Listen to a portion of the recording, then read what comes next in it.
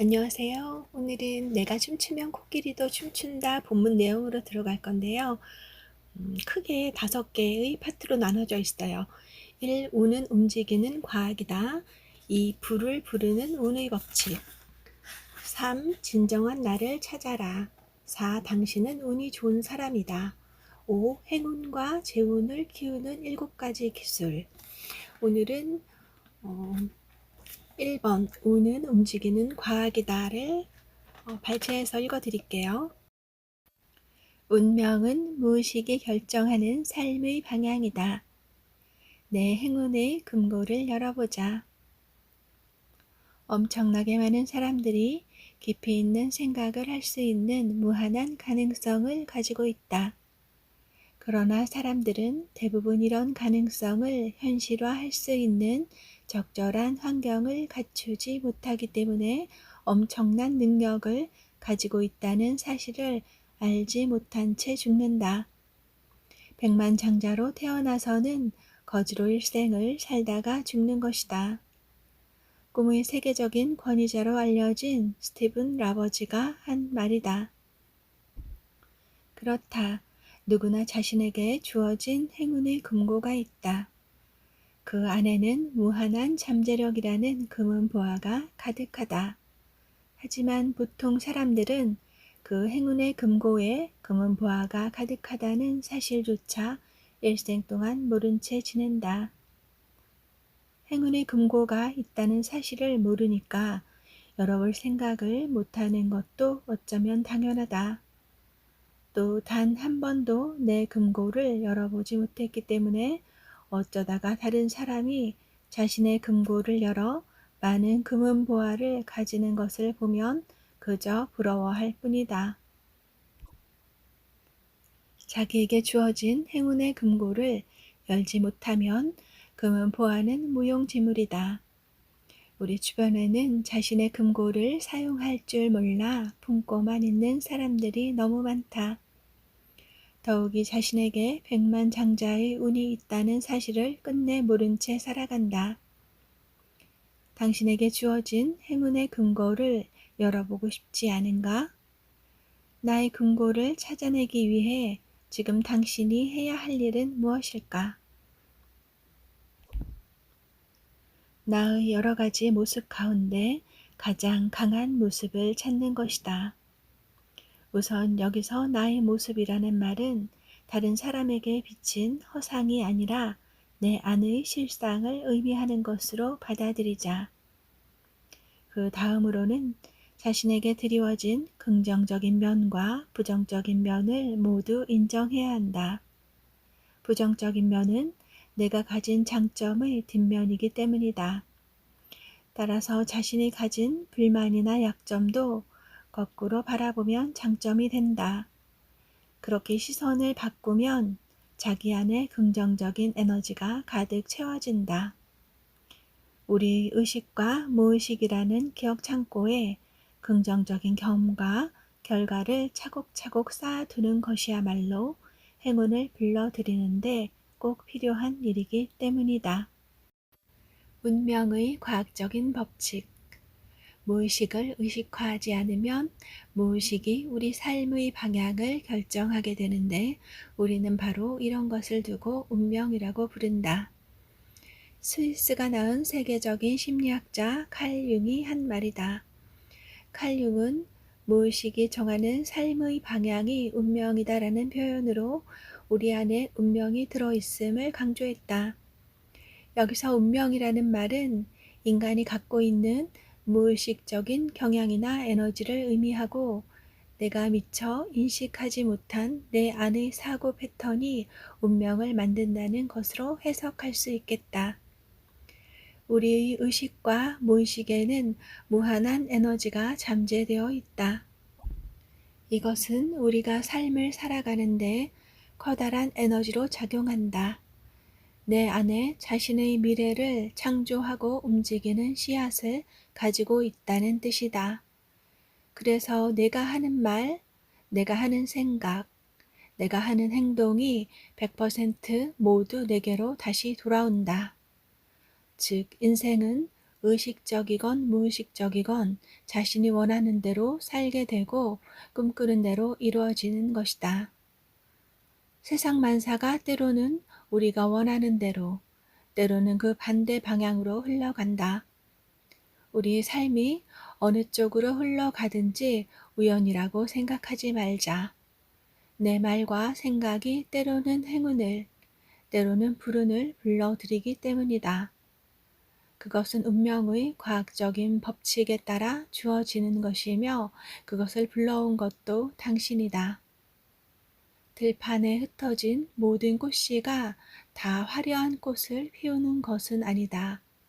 반드시 크고 화려한 꽃을 피우려는 작은 꽃씨만이 그 소망을 이룰 수 있을 뿐이다. 모든 사람은 부자로 태어났다. 자기의 그릇은 자기가 채운다. 내가 지금까지 살펴본 3만 5천여 명의 운명학 데이터를 보면 자신이 타고난 재운의 10% 정도밖에 활용하지 못하는 사람이 대부분이었다. 즉, 자신이 가진 재운은 거의 쓰지 않고 불운만 잔뜩 끌어다 쓴 경우가 대부분이었던 것이다. 왜 우리나라 사람들이 유독 자신이 타고난 재운을 다 써먹지 못하는 것일까? 어쩌면 남들과의 지나친 경쟁의식, 그리고 남의 눈을 지나치게 의식하는 체면 문화 등이 그 이유가 될지도 모르겠다. 지나친 경쟁과 체면을 의식하는 순간 내 마음속에는 이미 불안의 싹이 자라게 된다. 그 불안의 싹이 자라면 내 안에 부정적인 에너지가 만들어지고 그때 불운이 들어오기 쉽다. 행운은 자신에게 집중할 때 저절로 굴러들어오는 법이다. 사람은 태어나는 순간에 받은 우주의 여러 기운으로 재운을 담는 그릇의 크기와 모양이 어느 정도 형성된다. 물론 살아가면서 그의 기질과 의지에 따라 그릇의 크기와 모양이 바뀌기도 하는 게 운명의 특성이긴 하다. 또한 애초에 타고난 그릇이 아무리 작다고 해도 우리가 일생 동안 쓰고도 남을 만큼의 그릇이니 걱정할 필요도 없다. 누구나 빌 게이츠 같은 세계 최고의 갑부팔자가 될 수는 없지만 한 사람이 타고난 그릇의 크기는 그가 부자로 살기에는 충분하기 때문이다. 큰 부자는 하늘이 내리고 작은 부자는 노력으로 이룬다는 옛말이 있다. 이 말의 속뜻은 큰 부자가 되려면 스스로 하늘을 움직여야 한다는 뜻으로 이해해야 한다. 또 큰 그릇을 타고났다고 해서 다 부자가 되는 것도 아니다. 노력하지 않는 거지가 깡통만 크다고 해서 밥을 가득 채울 수 없는 이치와 같다. 그리고 큰 그릇을 타고났다고 해서 마냥 좋은 것만도 아니다. 바닥을 드러낸 자기 그릇을 보면서 신세 한탄을 하거나 남을 원망하면 그것만큼 불행한 일도 없기 때문이다. 두려움이 지배하는 인생에 행운은 없다. 시속 200km를 넘게 달릴 수 있는 멋진 스포츠카를 가진 당신이 만약 두려움 때문에 비포장 시골길을 고집한다면 아무리 멋진 스포츠카라도 조만간 폐차 신세를 면치 못할 것이다. 두려움이 지배하는 인생에는 행운이 들어올 틈이 없기 때문이다. 성공한 사람들은 성공할 이유를 찾느라 바쁘지 실패에는 안중에도 없다. 그들에게 애초부터 실패란 존재하지 않는 것이다. 그들은 다른 사람이 실패라고 여기는 것조차도 작은 성공이라 여기는 사람들이다. 나는 많은 돈을 벌어서 의미 있는 인생을 살겠어. 나는 꼭 큰 부자가 될 거야. 이제부터 이런 말을 입에 달고 살아보자. 그 말의 에너지가 이름도 얼굴도 모르는 어떤 행운을 당신에게로 끌어올 것이다. 그리고 당신이 진정으로 부자가 되기를 바란다면 스스로 운이 좋은 사람이라고 생각하라.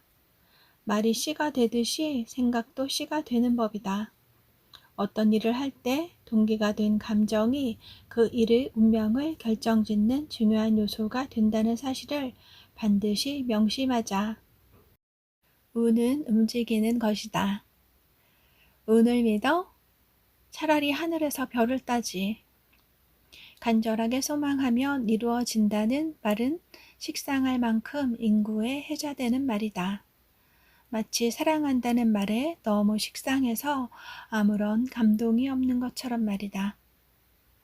실제로 운은 우리 삶에 많은 영향을 미치지만 있는 듯 없는 듯 무관심하게 지나쳐 버리는 것이다. 나는 운이라는 말, 우리 안에 잠재된 무의식의 흐름으로 해석한다. 즉 끊임없이 변화하지만 일정한 방향으로 진행하는 흐름이라는 뜻이다. 이러한 큰 흐름이 인간의 생사와 행불행, 그리고 일의 성패를 좌우한다. 내가 지금까지 공부하고 경험한 바에 따르면 운은 언제나 움직인다. 운명의 운자도 움직인다는 뜻이다. 그래서 운명은 살아 움직이는 것이다. 천지 만물의 이치를 다룬 주역의 역자도 변하고 바뀐다는 뜻으로 풀이한다. 사람의 기륭화복이 결정되어 있다는 운명론이나 숙명론과 운의 성질은 거리가 멀다. 그러므로 이 책에서 말하는 운이라는 개념도 사람이 타고난 생김새 정도의 의미로 받아들여졌으면 한다. 명이 움직이는 것이 운명이다. 사람마다 타고난 얼굴이 다르듯 자기에게 맞는 행운의 종류도 다르다. 따라서 내 안의 어떤 내가 어떤 종류의 행운을 불러오는지 아는 게 중요하다. 누구나 태어날 때 녹, 재산, 권, 권력, 과, 명예 등의 세 가지 복을 가지고 태어난다. 이 세 가지 복이 서로 영향을 주고받으며 한 인간의 인생살이를 꾸려간다고 할 수 있겠다. 물론 드물지만 살아가는 동안 이런 세 가지 복을 다 누리고 삶을 마감하는 사람이 있다. 또 때로는 한 가지를 얻었는데 서로 상승작용을 하면서 다른 복을 누리는 경우도 있다. 그러나 사람마다 끌어오기 쉬운 복은 따로 있다. 어떤 사람은 재산, 어떤 사람은 권력, 어떤 사람은 명예라는 식으로 자기에게 주어진 복이 따로 있는 셈이다. 죽고 사는 것은 본래 정해진 명이 있고 부하고 기함은 하늘에 달려있다. 모든 것이 이미 분수가 정해져 있는데 부질없는 인생만 저 혼자 바쁘도다. 공자는 명심보감의 순명편에서 인간의 운명이 모두 정해져 있다면서 이런 한탄을 남긴 적이 있다. 또한 공자는 논어에서도 천명을 알지 못하면 군자가 될 수 없다면서 군자는 자기의 명을 알기에 무리한 욕심을 내지 않는다고 결론을 내리기도 했다. 여기서 말하는 천명을 안다는 것은 타고난 나의 성향과 기질을 안다는 것이다. 기가 움직이는 것을 기운이라 하고 명이 움직이는 것을 운명이라 하듯 나를 잘 알아야 변화무쌍한 인생살이가 편안하고 순조로워진다는 뜻이다. 그러나 내가 만난 사람들 가운데 자기가 타고난 행운과 재운을 모두 누리는 사람들은 극히 드물었다. 자세히 살펴본 35,000여 명의 운명 데이터 가운데 0.1%에 불과했다. 내가 이 책을 쓰는 이유도 사람들이 자기 안에 잠재된 행운과 재운을 깨우면 지금보다 더 풍요롭고 행복한 삶을 누릴 수 있다는 단순한 진리를 전하고 싶기 때문이다. 행운도 불운도 내가 만든다. 운의 법칙은 인간관계의 산물이다.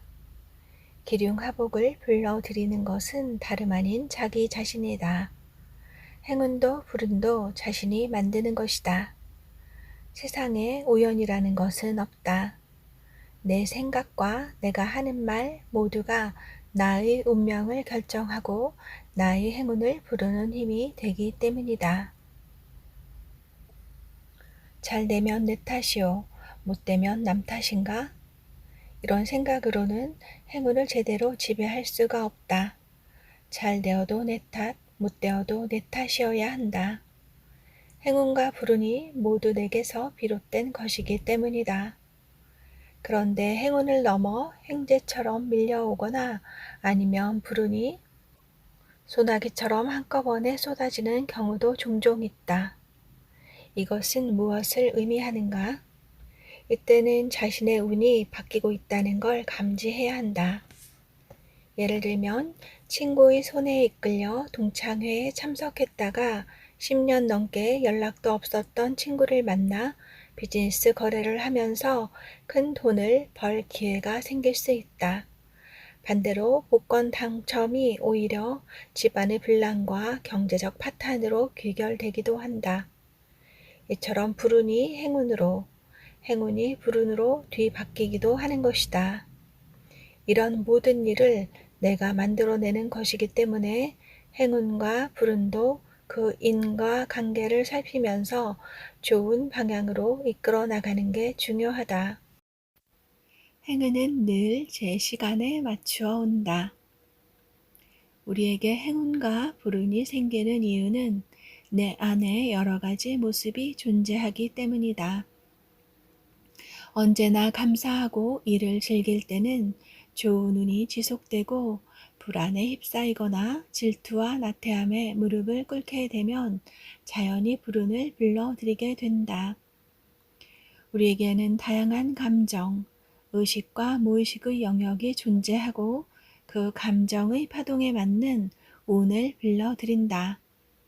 예를 들면 우리 내부에는 다양한 방송국, 내 안에 나를 가지고 있으며 내가 주파수, 감정을 맞추는 대로 방송, 운이 흘러나오는 것이다. 그리고 운에는 타이밍이라는 것이 있다. 주파수만 맞춘다고 해서 곧바로 그 주파수에 맞는 방송, 운이 나오지 않는 이유는 타이밍 때문이다. 여기서 타이밍이라는 것은 운이 작용하는 시기다. 내 안의 여러 가지 모습 가운데 하나가 아주 강하게 발달한 시기가 있다면 이른바 대운이 들어온 시기라고 할 수 있겠다. 예를 들면 경쟁이나 노력이 필요할 때 열정적인 모습이 강하게 발달하면 기대 이상의 행운을 잡게 되거나 기적 같은 일이 일어나는 것이다. 말콤 글래드웰은 속칭 대박을 낸 상품들의 티핑 포인트를 설명하면서 처음에는 아주 조금씩 늘어나다가 어느 순간 폭발적으로 증가한다는 예를 제시했다. 그러나 일반적으로 행운은 계단식으로 상승하는 특징을 보인다.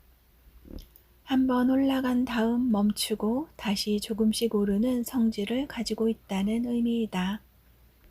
때문에 행운은 편안한 마음가짐을 가지고 즐긴다는 자세로 받아들이는 게 바람직하다. 행운은 언제나 제 시간에 맞추어 오기 때문이다. 추나추동 계절의 변화를 막을 수는 없다. 겨울을 피하려는 어리석음에 매달리기보다는 겨울이 와도 웃을 수 있는 강함을 발견할 때 삶은 한층 더 아름다워진다. 운명학의 가르침 역시 추운 겨울에 대비해 미리 두툼한 옷을 입음으로써 건강을 지키자는 것이지 겨울이 오지 않도록 막아주지는 못한다. 단 따뜻한 봄이 언제 올 것인가를 미리 예측함으로써 구체적인 희망을 가지게 만든다. 행복과 불행은 자신의 마음에 달렸다. 우리가 살면서 겪게 되는 행복과 불행은 사람마다 그 기준이 다르기 때문에 한마디로 정의하기란 불가능하다. 인간의 행복과 불행은 자신의 마음가짐에 달렸다는 얘기다. 그러나 이 말은 스스로 행복의 기준을 낮추면 인생 만사가 다 편안해진다는 의미는 아니다. 분명히 우리 모두는 행복하게 살도록 태어났다. 당신이 지금 꿈꾸는 그 이상의 행복을 얼마든지 누릴 수 있다. 따라서 행복의 기준을 낮출 게 아니라 점점 더 크게 키우며 살아야 한다. 행운을 가로막는 치명적인 3가지 감정. 저 사람은 실력보다 운이 좋아. 남들보다 실력이 월등한데 운이 안 따라주나 봐. 저런 못된 인간한테서 돈이 떠나질 않으니 하늘도 무심하시지. 우리가 살아가는 동안 많이 듣거나 쓰는 말이다. 그렇다. 이상하게 좋은 운이 문전성시를 이루는 사람이 있고 하는 일마다 꼬이는 사람이 있다. 그렇다고 그들을 질투하고 당신 자신에게 실망할 것인가? 그럴 필요가 없다. 당신도 다른 사람이 부러워할 만큼의 충분한 행운과 재운을 타고났기 때문이다. 아직 당신이 타고난 좋은 운을 활용하지 못했거나 때가 아닐 뿐이다. 사촌이 땅을 사면 배가 불러야 한다. 좋은 운을 불러들이기 위해서 가장 먼저 버려야 하는 감정은 남을 향한 질투와 스스로를 비난하는 후회, 그리고 죄책감이다. 이 3가지 감정은 나를 망칠 뿐 아니라 그 부정적인 에너지가 내 안의 좋은 운까지도 밀어내 버리는 결과를 초래한다. 이 3가지 감정 가운데 먼저 질투라는 감정을 살펴보자. 남에게 주어지는 행운을 인정해야 내게도 행운의 여신이 미소를 짓는다. 따라서 사촌이 땅을 사면 배가 아프기보다는 배가 불러야 한다. 기분이 좋아진 사촌이 밥 한 끼라도 대접을 하기 때문이다. 만약 땅을 산 사촌을 부러워한다면 나도 땅을 살 수 있다는 희망을 가지고 있다는 증거이다. 질투는 내가 가지지 못한 것을 다른 사람이 가지고 있다는 환상에 대한 부정적인 대응이다. 만약 이웃의 부자를 질투한다면 그것은 부자인 나의 모습을 부정하는 것과 다를 바가 없다. 따라서 부자가 될 재운을 내 스스로 막아버리는 꼴이다. 내가 누군가를 질투하면서 내 안의 부정적인 에너지와 씨름하는 동안 좋은 운은 자꾸만 멀어지게 된다는 사실을 기억하자. 후회나 죄책감은 과거에 연연하는 대가. 내가 아는 비 변호사는 법조계에서 꽤 유명한 사람이다. 모두들 부러워할 정도로 부잣집 딸과 결혼했고 법조인으로도 출세 가도를 달려왔다. 변호사로 개업한 후에도 승승장구는 이어졌다. 누가 그런 비 변호사에게 남모를 슬픔과 아픔의 흔적이 있을 것이라고 상상이나 했겠는가? 아무도 그가 불행한 삶을 살았다고는 믿지 않을 것이다. 겉으로 드러난 유일한 컴플렉스라면 가난한 집안 출신이라는 게 전부인데 이런 컴플렉스 정도는 예전에 극복한 감정에 지나지 않았다. 하지만 그런 비 변호사를 줄기차게 괴롭힌 것은 좌판 행상을 하며 자신을 뒷바라지한 어머니에 대한 죄책감이었다. 결혼을 한 후로 부잣집의 대릴 사위나 마찬가지로 사는 동안 일찍 돌아가신 어머니를 제대로 돌보지 못했다는 회한 때문이었다. 그는 이런 죄책감에 시달리면서 자신은 행복하면 안 된다고 마음속으로 되뇌며 스스로에게 주문을 걸었던 셈이다. 결국 그는 자신이 생각한 것처럼 결혼과 이혼을 되풀이하면서 결코 행복하지 못한 삶을 살고 있다. 비 변호사가 가지고 있는 죄책감은 자신과 어머니를 가해자와 피해자의 관계로 규정한 결과이다. 즉, 인간관계를 대립구도로 파악하기 때문에 자신을 가해자 아니면 피해자로 생각해 스스로 불행을 자초하는 것이다. 피해의식은 스스로를 피해자로 만들고 죄책감은 스스로를 가해자로 만들 뿐이다. 마찬가지로 후회라는 감정도 과거의 잘못을 돌아보는 과정을 통해 오히려 우리의 내면, 의식이건 무의식이건 간에 고착화되기가 십상이다. 이런 경우에는 과거의 잘못이 우리 안에서 패턴화되어 똑같은 실수를 반복하는 결과를 낳게 된다. 우리가 남을 질투하는 마음을 갖거나 내 자신을 향한 후회나 죄책감을 갖는 것은 모두 과거에 연연한 대가들이다.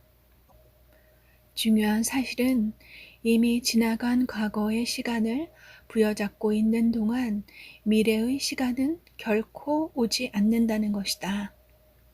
좋은 운이건 나쁜 운이건 우리의 운은 과거에서 오는 게 아니라 미래로부터 온다.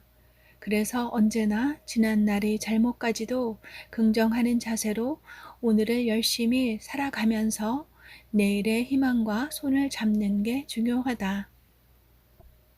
희망이라는 단어에는 밝고 긍정적인 에너지가 가득하다. 희망은 우리가 살아가면서 평생 동안 이루어야 할 꿈이고 이상이기 때문이다. 불행 뒤에는 언제나 행운이 있다. 운명학은 인생살이의 처세술이다. 운명학을 공부한 나는 자신있게 말할 수 있다.